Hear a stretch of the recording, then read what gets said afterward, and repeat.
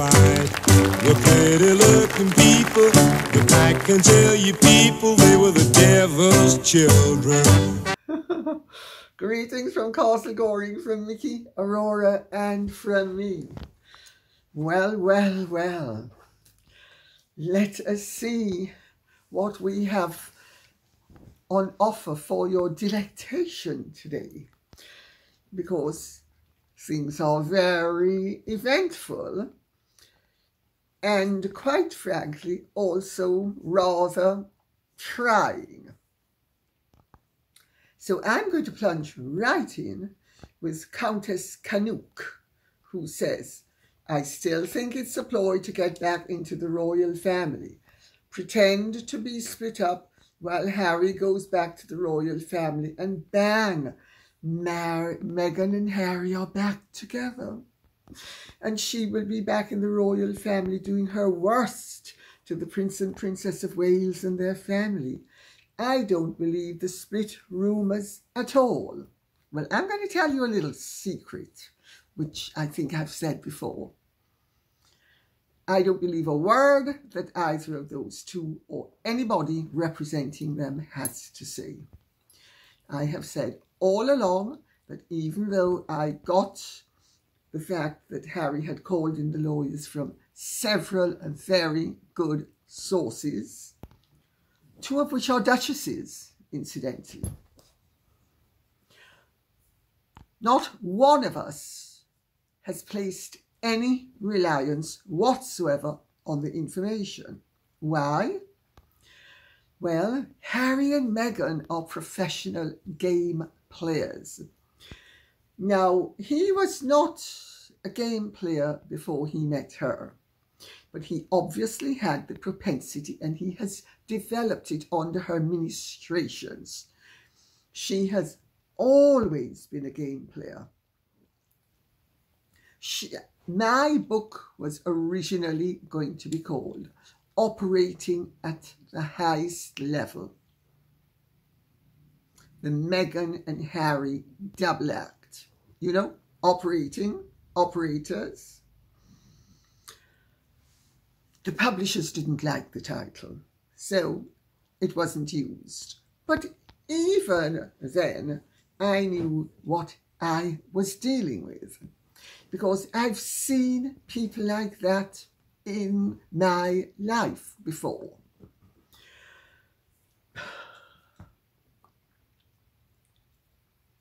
Your theory is not so outlandish as to be not credible. It is well within the realms of possibility. Now, relationships like Meghan's and Harry's are always fraught, full of drama, full of intrigue, full of blood and guts and thunder and lightning and all the terrifically exciting things at fever pitch that we can possibly come up with, because I'm just so authentic and sincere. And not only am I authentic and sincere, but I'm just so enthusiastic. And I'm enthusiastic about everything, including creating havoc. However, it's not beyond the realms of possibility, and people are aware of it. That's right. Now, you know, they also play games that are very druggy. I mean, the sort of games that people who are on drugs play. You know, things like, he proposed while I was roasting chicken. I'm so clever and you're so dumb. And Granny gave Archie a waffle maker for Christmas because Archie loves waffles. Archie's first word was crocodile. We're so clever. We're just so clever. We just know how to just mock you and make it clear that we're just bigger and better and brighter and grander and more everything than you poor little schlumps, and you're not going to be able to know what's going on because we're just so much more clever than you. Except they're not. Except they're not. Freshly cleaned glass is less transparent than they are. So yes, it's a distinct possibility, and it has not been discounted by anyone. And even if that's their game plan, do you think William and Catherine, who are not only educated, but have a brain and a heart, haven't figured out that you don't eat from a basket full of figs coated in asp? I just make that point for what it's worth.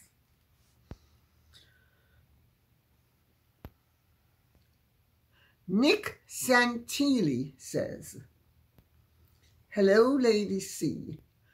I very much appreciate your open, frank and generous accounts of your life and the pearls of wisdom you have collected throughout it." May I interject at that juncture and say, believe me, at my age, none of it makes a difference. But when I was younger, I absolutely loathed being put in the position of having to violate my own privacy. I used to say, I'm not a piece of meat in a butcher's shop, and I am not a part of ye old curiosity shop, and I bitterly resented it. But it turned out at some point I had a choice. I was either going to clear up some of the more bizarre stories about me, which I had had to contend with for many years, or I was going to force my children to contend with them the way I had had to. And I decided I wasn't going to do that to them. So I wrote my autobiography. But I can tell you something. Never was anybody more unwilling to write an autobiography than I was. But anyway, I'm glad that it has worked out all right. And now it's a matter of total indifference to me. I'm at the end of my life. Everybody knows something, even if some of the people know the wrong thing. And I've come to discover late in life that all the vicissitudes and challenges have actually been worthwhile in the long run. So I'm delighted that you feel the way you do. And now it's a matter of complete indifference to me that I am so open, but I'm only selectively open, I have to tell you. I'm open on specific subjects, but I don't trawl through the muck, not even with myself. Too inelegant. Anyway, I wonder whether you care to comment on deep fake and perhaps more generally on how emergent technologies will continue to change the media landscape, especially as someone who has featured so extensively in the media and suffered at their hands. Besides, who knows what techniques will come to play a part in the saga you have been commenting on via your YouTube channel. God bless from Australia. Well, deepfake is alive and kicking, and it has something to do with Meghan as well, because there has been a very interesting video posted for some time about Meghan's more colourful activities, and my own feeling is that whatever is genuine, that video is not, that her face has been superimposed onto someone else's body. And my reason for saying that is that there is one part of her anatomy which is radically different. And I don't think even Meghan has variable nipples.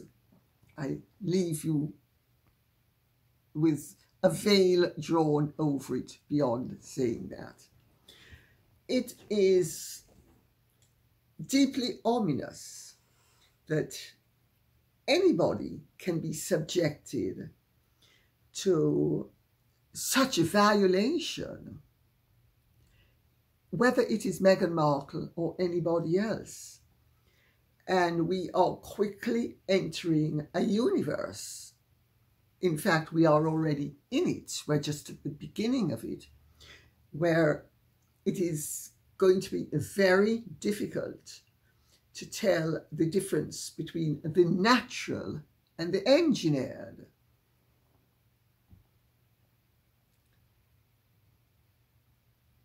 It's not very positive in terms of what are we going to be able to believe and what are we going to be able to accept as reality. I mean, as it is, we are surrounded by leaders on all sides of the political divide who think that the truth is a three-letter word beginning with L and ending with IE. So if you then have actual photographs, people, all fake, frightening, frightening. But the human being is infinitely capable of accommodation. We are a very adjustable animal. We will find a way of adjusting, and we will find a way of getting to the truth. We always have, and we always will. And if we're duped along the way, that's always been the reality of life. Sandra Dahl says, Harry has accused the palace of leaking things about himself and Meghan to the newspapers. I believe that all the leaks to the papers were done by Meghan.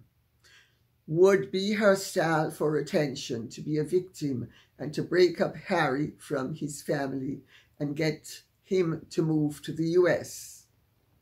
Sandra Dahl, you're not the only person who believes that. That's right. There are people who know Meghan very well, who have hypothesized that she is absolutely capable of leaking, and she has leaked. Remember the drones at Tyler Perry's house? The drones that Tom Sykes managed to discover. Well, he was tipped off about them. And then it turned out that the drones and the tip were source Meghan. Oh, look at how we're being pursued by the paparazzi and drones, and we're just so important that we cannot actually have privacy anywhere. Oh. Now, Mr. Drone Man, make sure that that drone flies a little bit lower, because I want to be able to be convincingly horrified and terrified. And yes, I'm so pursued.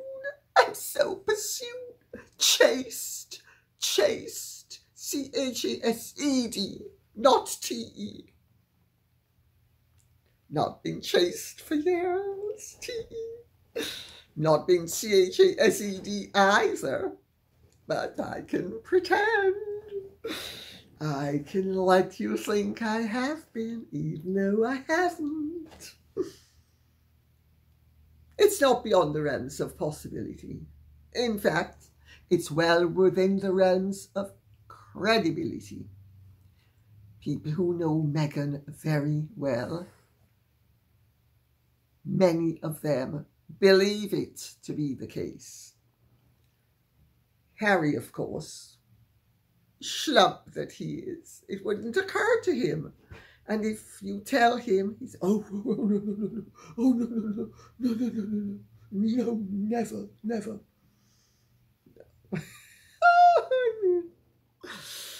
Talk about an idiot. Anne says, are prenuptial agreements recognised in the British judicial system? Prenuptial agreements are sort of recognised in the British judicial system. They never used to be, but since the early 2000s, since about 2000, and I'm pacing it off the marriage of a couple that I know, and he would never have married her except with a prenup, and she was desperate to marry him. True love all around. He loves the services she provides, and she loves the benefits of an association with him. It's called mutual using. I think they'd call it love. But remove one element from it, and each of them would be with someone else. And the only reason why he married her, well, two reasons. He was worried that she'd take her, when Harry met Sally, elsewhere. And, of course, she wouldn't have, because there was no better act on the stage. Well, there was no better character on the stage for her to act up to. And but anyway, they got married, and it's because his lawyers told him that the prenup would hold water. There was a famous case involving a very rich woman whose husband went after her fortune, and that was the catalyst for the whole thing. So it's not enshrined in law, but it is enshrined by statute, but it is enshrined in the law by precedent now. So, of course, because it's not enshrined by statute, it could also always end up being revoked or rescinded or revised. But at the moment, it holds water, and it doesn't matter what sex you are. A rich woman with a poor man is in as bad a boat as a rich man with a poor woman.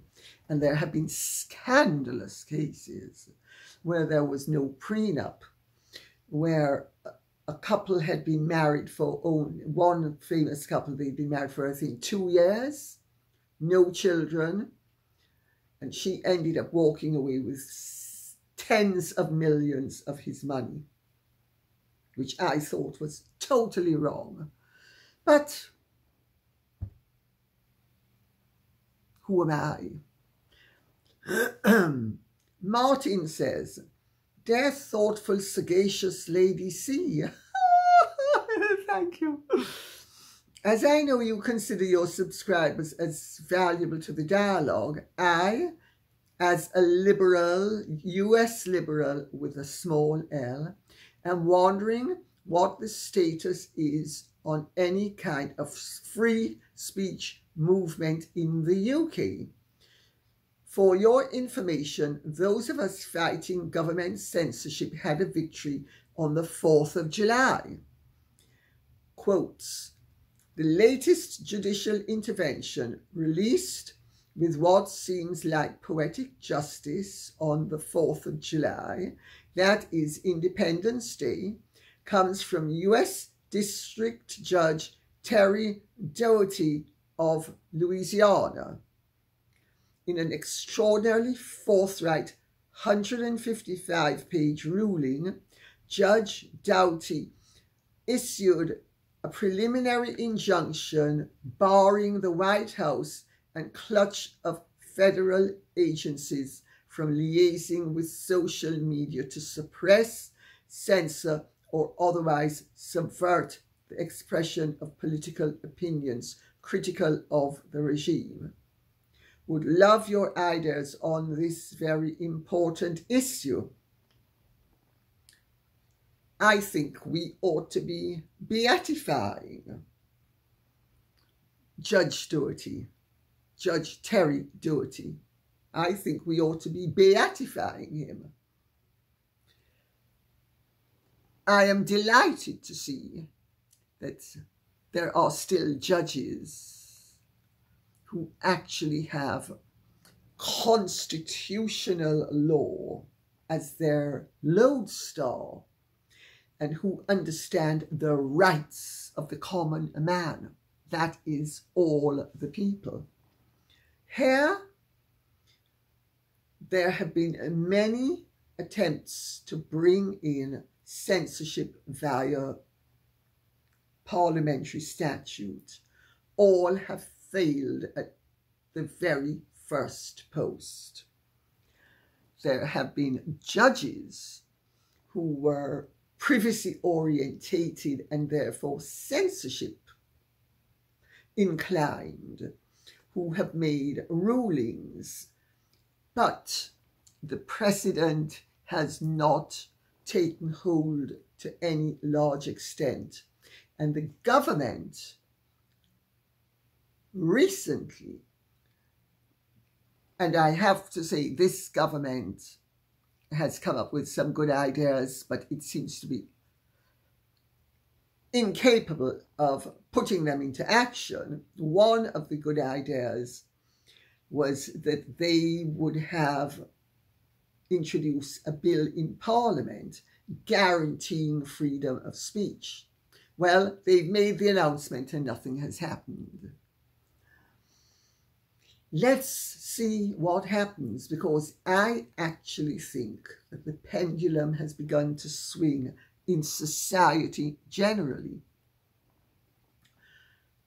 on both sides of the Atlantic, because the illiberal, neo-puritanical, pseudo-orthodox attitudes that were prevalent even 2 and 3 years ago seem to be losing their capacity to continue to flourish, which is a very good thing.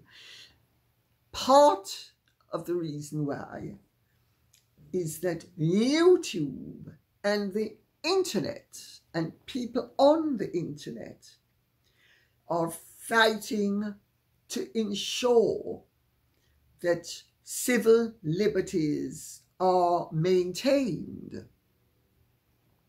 And of course, politicians like to know what the public thinks and feels. Now, under the old system, before the internet, you would have to write a letter to the politician. Most people didn't bother to write letters. Or the politician might discover when he was doing his political rounds at election time. But that's not the same thing as going on the internet and appreciating the fact that millions of people all over the world value their civil liberties.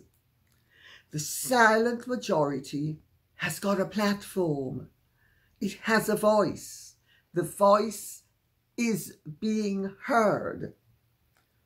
Of course, there are an awful lot of politicians who don't want to hear what the civil libertarians have to say. But a lot of them do want to hear, because basically they're there for their own well-being and they don't want to be voted out of power. So I think that's the present state of play, and I'm delighted by your question, and I am delighted by Mr. Justice Terry Doherty's ruling. The man, as I said, should be beatified. Jamie Evans says, hello, Lady C. In Montecito, no one cares about Harry and Meghan when they are in public. That I know to be true. I have friends in Montecito. The only ones who do care are Harry and Meghan. I know that to be true as well. Again, I hear it from people in Montecito. The communities of Montecito, Santa Barbara, and the Santa Ynez Valley have many wealthy and famous people. They are a part of the fabric of these areas. No one cares when these people are out and about, because they are simply neighbours and, on the whole, a positive part of these neighbourhoods.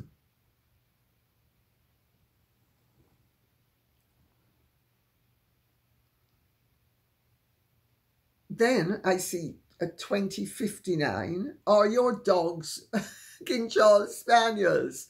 The ones I have seen here in America all have bug eyes, which I find unattractive. Yours are so loving and beautiful.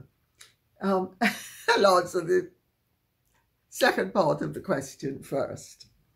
Yes, they are Cavalier King Charles Spaniels, and our Cavalier King Charles Spaniels here are slightly different from yours in America. And I opted for the original Cavalier King Charles Spaniel, which had a higher forehead, a longer snout, and the eyes weren't so buggy, because I had been warned by a vet not to get Cavalier King Charles, because they are prone to health problems because they have been so interbred. And I thought, no, I won't Cavalier King Charles, but I am going to reduce the chances of the heart and brain problems that they have by trying to get representatives that are really more original to the breed. And I was very lucky. I got Mickey. That's right. And now, gratis Mickey, I have Aurora. Now, to answer the other part of the question, you're absolutely right.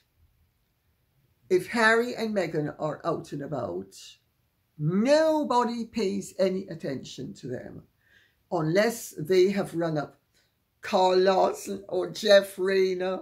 They're great friends. And let's remember, Carl Lawson has been giving out information that his great friends are very happily married, and anything to the contrary is untrue, which is really interesting, because the stories about the trouble in the marriage also emanated from Harry himself. That's right. Harry himself is the one who was telling people about the problems in the marriage and that he had consulted lawyers. Harry himself, according to people whom he is meant to have spoken to. Now, I will make the point at this point that I was warned by people that maybe Harry and Meghan were setting me up, that they were going to be feeding me false information. Well, I'm not the only person who received information about what Harry had told people about the state of his marriage. So maybe I wasn't the only person being set up if I was being set up.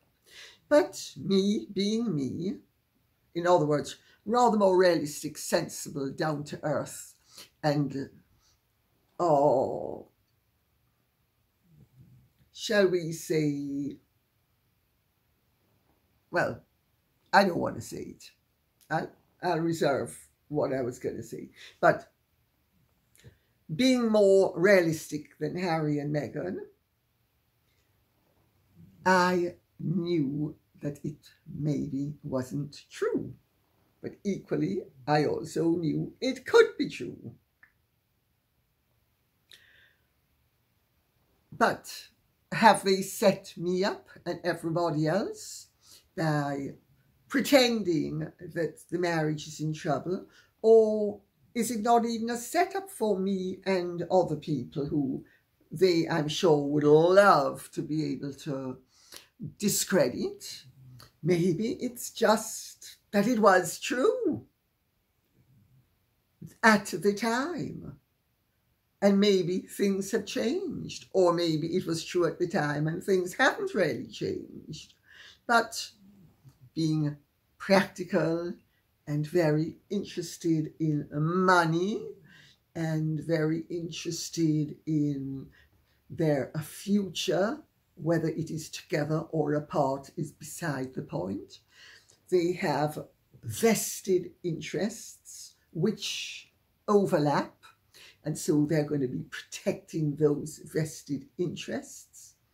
I mean, these people are so convoluted that there is nothing that they say or do at this point that one can actually rely upon, except that they're not credible. Everything else is incredible. But yeah, nobody cares about them in LA. Nobody cares about them in New York. You know, I went to school in New York partly. I lived in New York for 7 years on and off. I used to go back to New York an awful lot. My sister-in-law was married to Norman Mailer, who at the time was one of the most famous people in America. Could Norman walk down the street? Yes. I mean, obviously. You know, you'd be walking down the street, you'd see Jane Russell, Audrey Hepburn, Jackie Kennedy, Jackie Onassis as she became. I mean, spare me. And nobody was hassling these people. You'd go to Elaine's and a good 40% of the people were in the columns every day. You'd go to the other restaurants like Le Grand Nuit or 21. I mean, everybody was famous. Famous people were spat out, literally spat out. Well, figuratively, really. Sorry. I'm getting sloppy in my old age and stop falling prey to modern trends, the intermingling of the words literally and figuratively. But people would be spat out, famous people. I mean, super duper famous people. Gregory Peck, Cary Grant. On a daily basis. Nobody was photographing them unless they wanted to be photographed. The same is true now. In fact, it's truer now. The only people who are harassed by paps are people who have them on speed dial. Jeff Rayner, Carl Lawson, I have a call for you. Short distance. Guess who it is? Mr. DeMille, I'm ready for my close-up. Bring your long lens.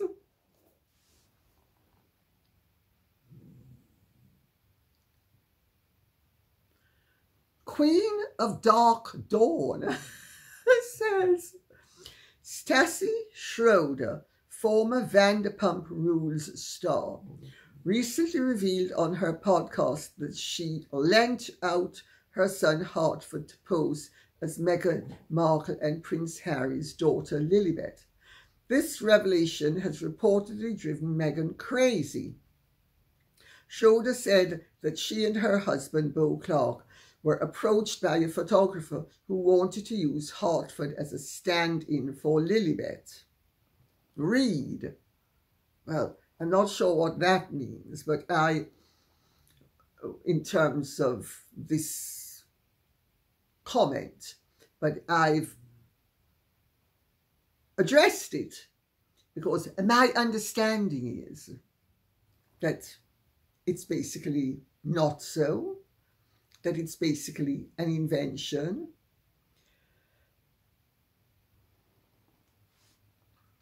Just because somebody is meant to have said something doesn't mean they said it. And just because somebody is meant to have said something, even if they said it, doesn't mean it's so. I think people are desperate to believe that Archie and Lilibet are figments of Harry and Meghan's imagination. Archie and Lilibet exist. That's right, they exist.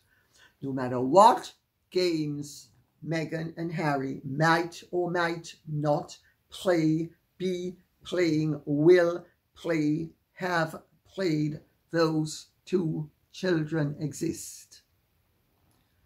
There is a lot of interest in them, and there is a definite backstory, details of which are yet to surface. That's right. However, they do exist. And if Meghan is approaching people to use substitutes, and I qualify that by saying it's a big if, it would be to confuse the public. Crocodile, waffles, roast chicken. We're so clever. We can pull the wool over your eyes. We can make you look stupid. That's a game that we need to be aware of. Could well be played at times. You need, when you are dealing with the Meghans and Harrys and my mothers of this world, you need to exercise extreme caution and tremendous cynicism.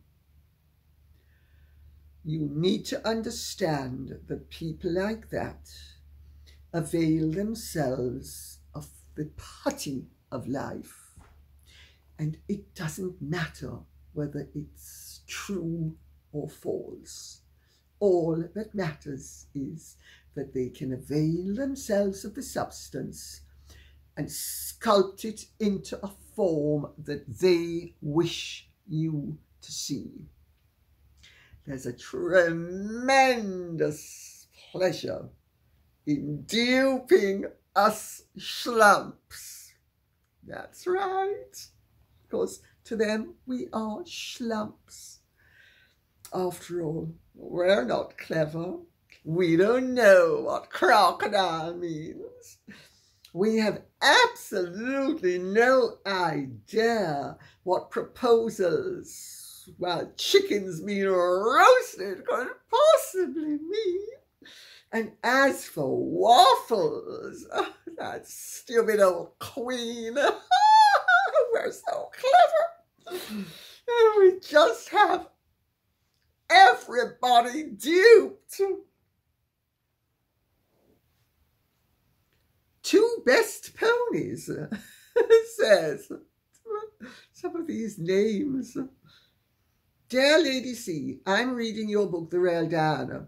It feels quite balanced in preventing truth, be it positive or unpleasant, about the princess and her life. That was my aim. No point writing lies, and no point writing things that are not balanced, and the truth is an amalgam of positive and negative. I am shocked at how often one could substitute Meghan Markle, the name of Harry's wife, for the behaviour, motivations and opinions of the late Diana. It seems like Meghan Markle may have used this book as a study guide throughout her adult life. I would enjoy your thoughts on what feels like a shocking similarity. I so enjoy your take on things and especially love hearing your fantastic knowledge of history and relationships around the world. Thank you very much. That's very kind of you. And yes, I have been told by many people now that Meghan has used the Real Diana as a Bible, is what one person told me. And it's really interesting because when Tiger Woods' wife was getting divorced, she said that she was using my book, Empress Bianca, as a Bible to make sure that Tiger Woods didn't ride a roughshod over her in the divorce. So it's nice to know that some people recognize the fact that my books have merit, that they are grounded in fact, and that even the mischievous or the victims can use those books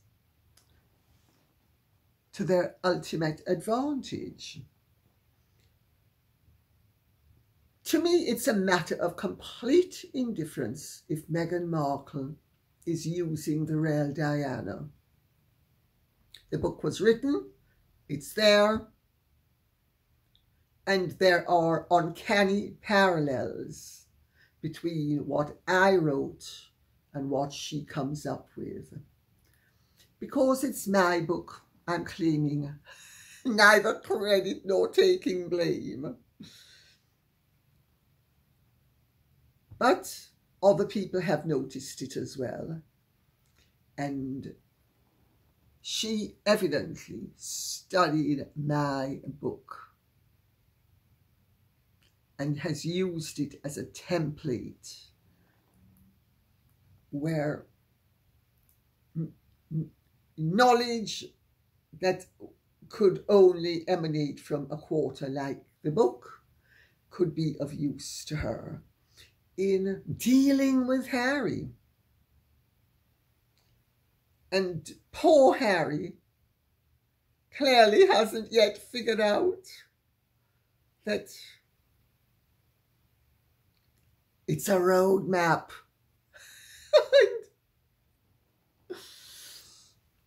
The destination is hell.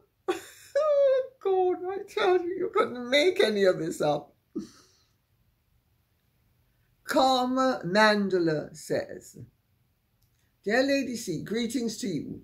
Thank you for another informative episode. I have a question regarding the Scottish coronation and apologise if it's already been asked and answered.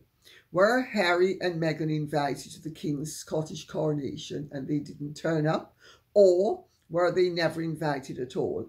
Thank you if you see this comment. Love and good health to you and your loved ones. Thank you very much, Karma Mandela, and to you too. They weren't asked. Can you believe it? I mean, obviously, the King and Queen are racist because they didn't ask them. They've got to be racist. They've got to be sunnist because they didn't ask them. Well, of course they weren't going to ask them. I mean, the only reason why Harry was asked was that he is Charles's, to the English coronation, is that Charles wanted him there for a variety of reasons. One of which was to dampen the fires and not provide Harry or Meghan with ammunition to use against him and the crown. But they didn't want her there, and they made sure she didn't come, and she didn't come. That's right, she didn't come. But neither of them was asked to Edinburgh. Neither. There was no question of either of them being asked. Nobody wanted them there. Nobody wants them anywhere near this country. Nobody. And when I say nobody, I mean nobody. And anything you hear to the contrary is rubbish. And on that note, I will say thank you very much for listening. I hope this has been of some interest to you. If it has, please remember to keep the questions and comments coming in, and they can be on any subject whatsoever that you choose to introduce. And take care. God bless. And if you have enjoyed this, please like, share, subscribe, press the notification bell, and Godspeed.